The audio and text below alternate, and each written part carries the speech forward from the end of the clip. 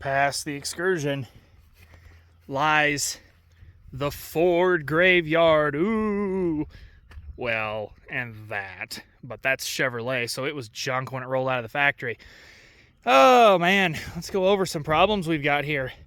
We've got somebody who didn't check the dipstick, and now it uses 3 quarts of oil every 50 miles or less.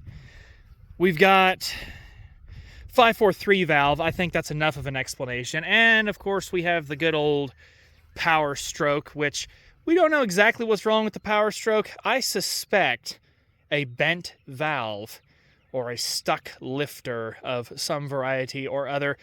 All these projects, well, I don't know about Zippy back there, the Focus, but the Expedition here and the Power Stroke are on the list. But what's this on the other side of the bus? Oh, no.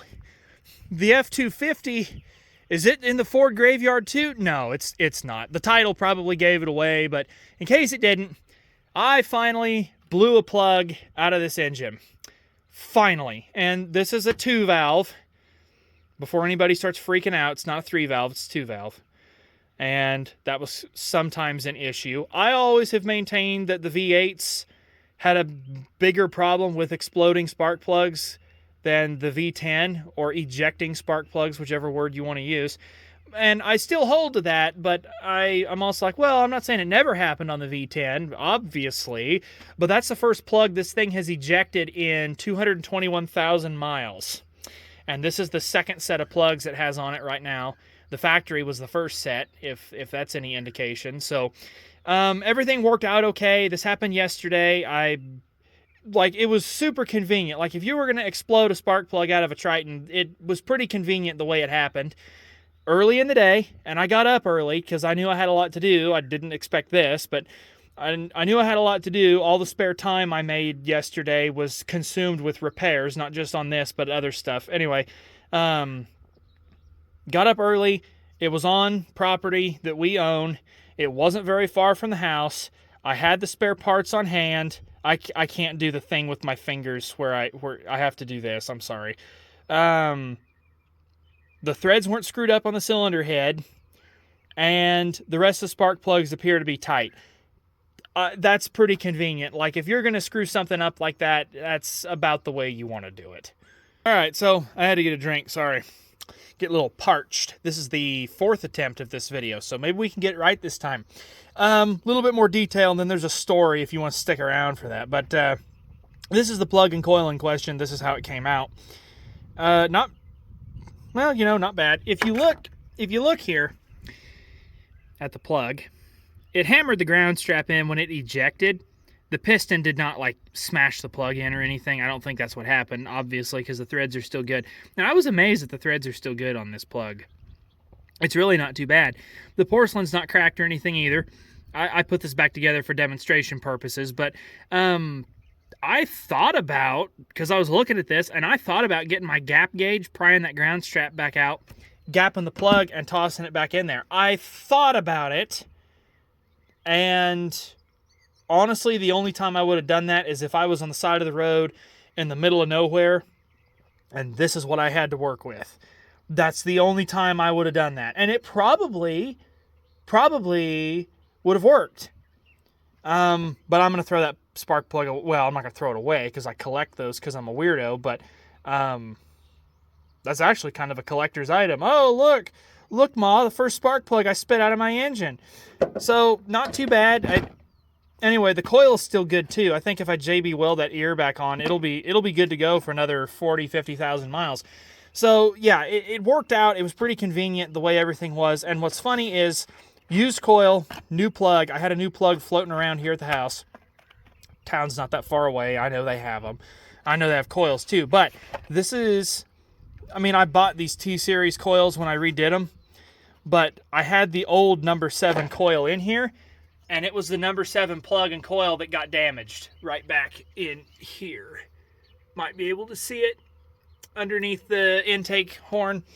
So, yeah, that's why I keep old parts, is for situations like this. And it's not very often that I use them, but when I do, it justifies all the boxes of parts I have in the shop. Like, if you guys have watched the shop cleanup videos or ever at all, and you look and you see all the boxes around. Well, a lot of those are used parts that I keep, and I go through them periodically and clean them out. I'm better, but there was one time I threw away a wad of stuff, and then a few months later I needed it, and I was like, I threw it away, idiot.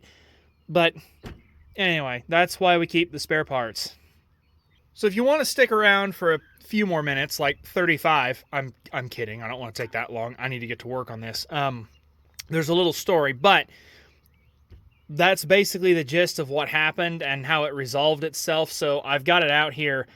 I was checking some of the plugs yesterday, but the ones in the back on each side are the plug wells are full of dirt, and I can't get a socket on the plug. So I need the air compressor to blast them out, and I didn't have the air compressor at the other place yesterday.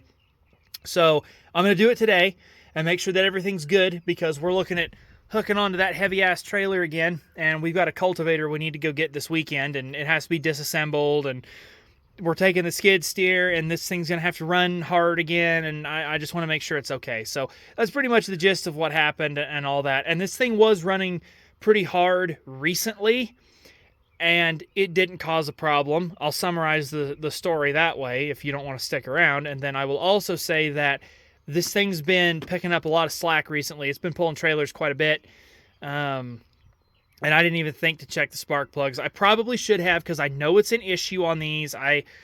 But since they hadn't ejected in 40,000 miles since I replaced them last, I thought, they're probably okay. But we're just going to double check today to make sure. So, all right. Story time.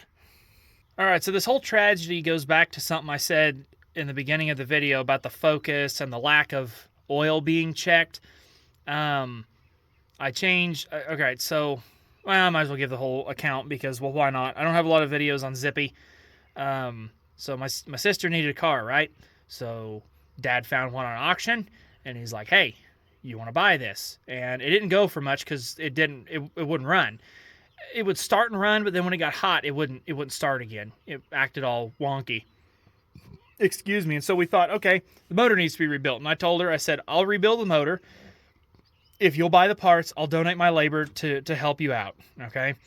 And get the car here. We mess with it for a while, and when we decide that the motor needs to be rebuilt, I'm like, okay, I'll donate my time, rebuild the motor. That was a whole debacle, because that's when I found out that the short block was non-serviceable. Spoiler alert, I serviced it anyway. I don't know how good anything was in there, because there were no specs. There were no clearance specs for the main bearings, the rod bearings. There was no compression specification. Of course, there's usually not, actually, now that I think about it. But the most advanced service you could do on that 2.0 Duratec, because it's a 2006, is replace the cylinder head and time the engine. That's like the most advanced repair you can do. The short block is non-serviceable. You have to go to the aftermarket for parts. And so, yeah, I serviced the non-serviceable short block. I didn't film any of it. I didn't take any pictures of it. I should have, because it was really special. We'll stop and say that. But I got it done, rebuilt it. She ran it for 500 miles. I changed the oil. I had some like break-in stuff thrown in, the initial oil change and all that. I changed the oil. Everything looked okay. Replaced the filter, all that. And I said, all right, in 5,000 miles, I'll change the oil again in this. 5,000 miles later, she doesn't drive a hell of a lot. So this was about a year or so later, a little more than a year. Oh, get off me, spider. I changed the oil, and I get maybe a quart out of it. Not even, I would say. And it's supposed to have like 4 quarts in it. And so that's kind of what led us down the path of somebody's not checking their oil, even though she insisted she was. I'm telling you right now, she wasn't.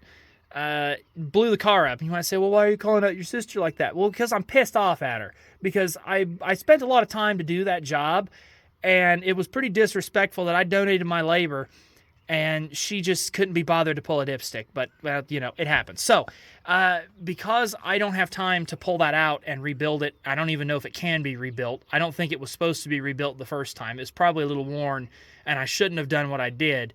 But we won't know, obviously, because somebody wasn't checking the oil.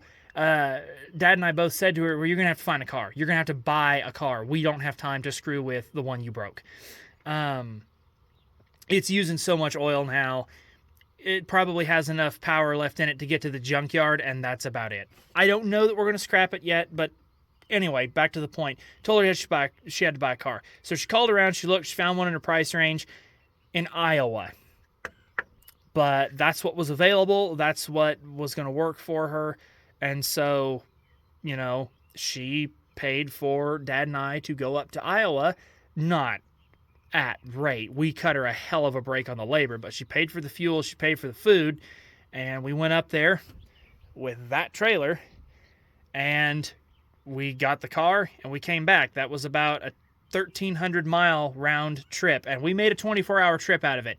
We left at 6 o'clock, and we got back at 5:30 the next day. It sucked, but we didn't have any issues. Everything held on. But what was funny was I could hear some like ticking, but I thought it was the exhaust manifold, because the exhaust manifolds on this are rotting off, because that's just what happens. It's old. So when we got back with all that, a couple days later, I put about another 100 miles on from when we got back to yesterday, and I had to do some mowing down south. And then yesterday I went over to the other place to start mowing, and yeah, literally as I rolled into the yard there, that thing blew out, and I was like, wow, I'm glad that didn't happen on our really long 24-hour trip. That would have sucked. So I'm actually kind of impressed. I'm not going to complain in the slightest.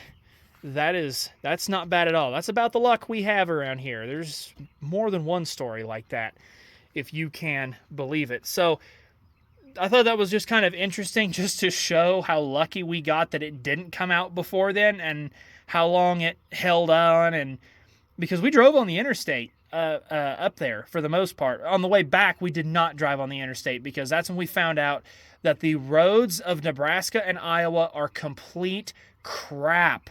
And I'm not saying that just because, oh, Kansas has great roads. No, Kansas actually does have really good roads. I thought they were going to hell in a handbasket, but compared to everybody around us, our roads are pristine. I don't understand what everybody else does differently, but that was not a fun trip. We were getting beat to death the whole way. And that trailer there, it doesn't pull particularly hard. It's just heavy. But was still just getting beat to death, and ugh.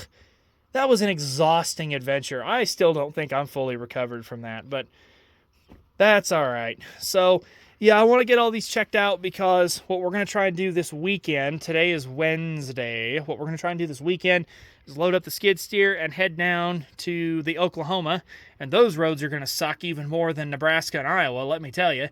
And we're going to disassemble a cultivator. Well, it's a chisel, but they called it a cultivator. We got to disassemble that. We're going to stack it, strap it, and come home, because, well, it's 26 foot, and the one we have is maybe 14 foot. So, yeah, we kind of need that, and we want to get that taken care of this weekend. So I definitely want to make sure this thing's good to go.